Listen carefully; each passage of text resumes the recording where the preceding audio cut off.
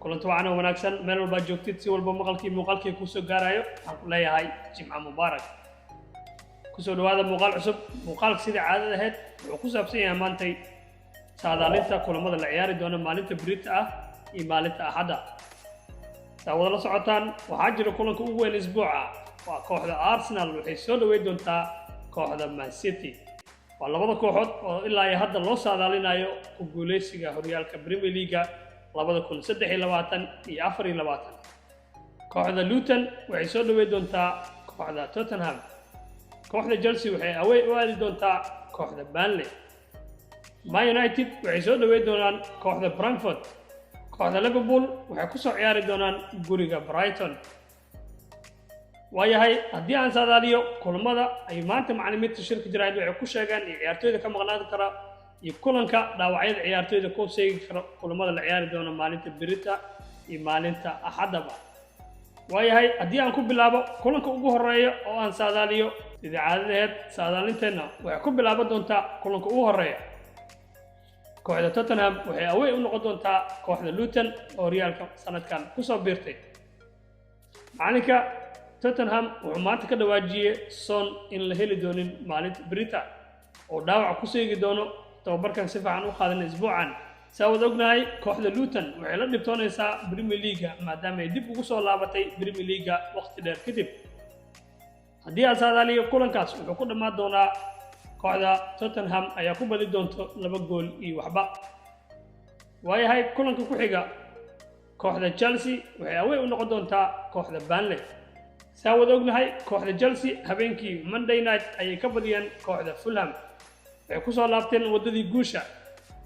Chelsea waxa la leeyahay waxa dib u soo laabtay oo la heli karaa macalinka maanta wuxuu xaqiijiyay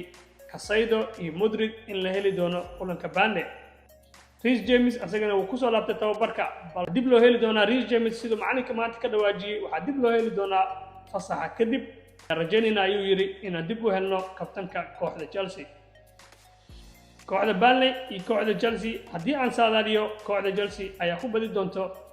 3 gool iyo gool waayahay kulanka saddexaad haddii aan saadaaliyo kooxda Man United waxay soo dhaweey doontaa kooxda Brentford kulankaas haddii aan saadaaliyo kooxda Man United iyo kooxda Brentford Man United oo aan ognahay oo laga badiyay kulankii ugu dambeeyay ee horyaalka Premier League ee kooxda Crystal Palace 1 gool iyo waxba oo waliba Old Trafford lagu dilay waxaan ku saadaaliyay kulankaas Man United inay badi doonto ay ku badi doonto 1 gool iyo waxba waayahay kooxda Liverpool waxay away u noqon doontaa kooxda Brighton waxaad moodaa isbuucan kooxii waaweynay inay ku soo ciyaari doonaan meel ka baxsan gurigooda kooxda Liverpool aan ognahay sanadkii hore inay la dhibtootay kooxda Brighton gurigooda balse Liverpool sanadkan iyo weerarka xagga way ka dhisan yihiin maanta wuxuu xaqiijiyay macalinka Liverpool kagbo in la heli doono kulanka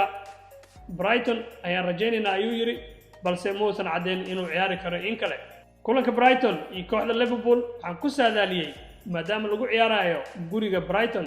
kulankaas waxaan ku saadaaliyay 2 gool iyo 2 gool inuu ku dhamaan doono waayahay kulanka ugu weyn isbuuca